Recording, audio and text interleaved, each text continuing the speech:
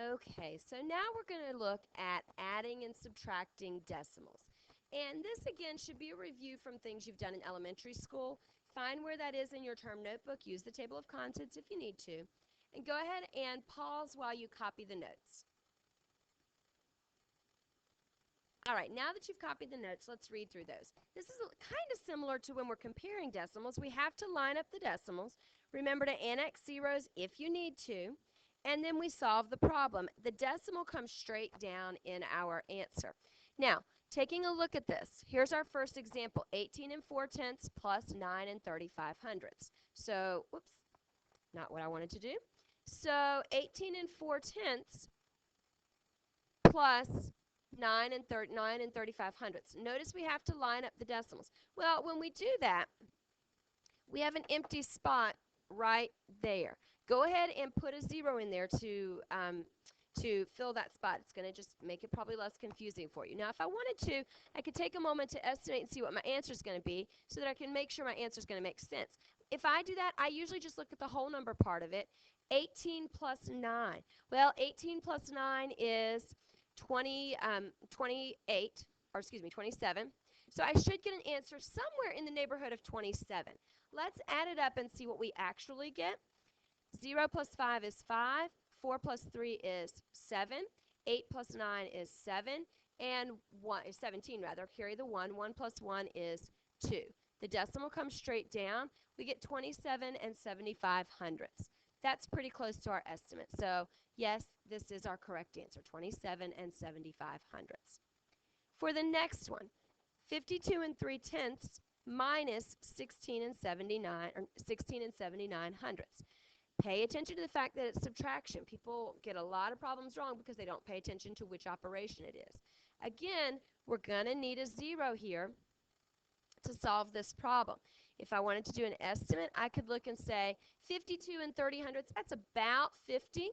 16 and 79 hundredths, that's about 17. I might even round it to 20 just to make the subtraction easy.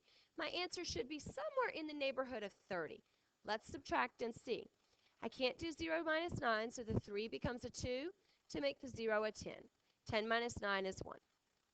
I can't do 2 minus 7, so the 2 becomes a 1 to make this 2 a 12.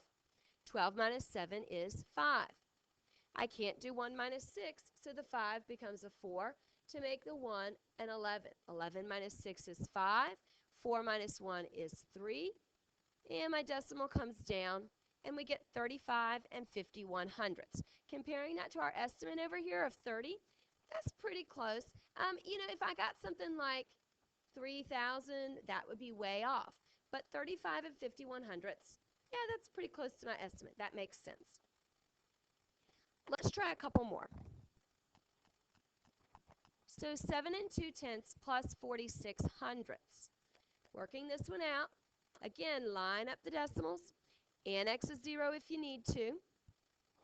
And when I work this one out, if I were to have estimated this, I would have said, well, 7 and 2/10 is about 7. 46 hundredths, well, really, if I round to the nearest whole, that's going to be 0. But 46 hundredths is getting pretty close to a half. So I could say 7 plus 0.5, which is pretty easy, is 7 and 5/10, or 7 and a half. I'm somewhere in the neighborhood of 7 to 7 and a half. So let's check it out, see what we get. 0 plus 6 is 6. 2 plus 4 is 6. 7 plus 0 is 7. Decimal comes down. 7 and 66 hundredths. That's pretty close to our estimate. So we're thinking that looks like a reasonable answer. Now this last one, 20 minus 5 and 21 hundredths. If I estimate that one, 20 minus 5, I should get somewhere in the neighborhood of 15. Now this one's a little tricky for people sometimes because they say, oh, 20 doesn't have a decimal. Well, yes, it does. The decimal, and another thing I want to point out, a lot of people will say, okay, well, I'm going to put this number on the bottom because that's going to make it easier.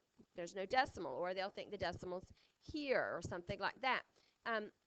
But that's wrong. So we need to make sure that we are putting the problem in the right order. We can't just change the order.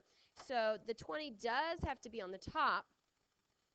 The 5 goes on the bottom. Remember, whole numbers do have decimals. It's right there at the end. We're going to annex some zeros here, and then we're ready to subtract.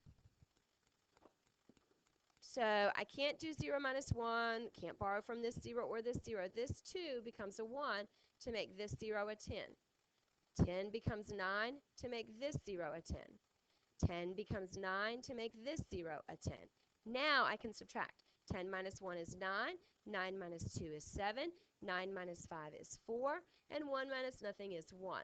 Decimal comes straight down into my difference, and that is pretty darn close to our estimate. We are, in fact, correct. Now, one thing I want you to take a look at, here's just a little kind of extra fun practice. I want you to try this. Now, the idea is you should be able to use the digits from 0 through 9 to fill in each of those boxes. You're only using each digit once.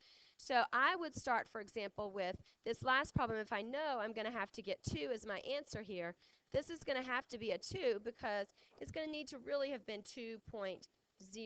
So that's why I know that. And then I could experiment and say, well, it could be 6 and 4. And then can I make all the others work?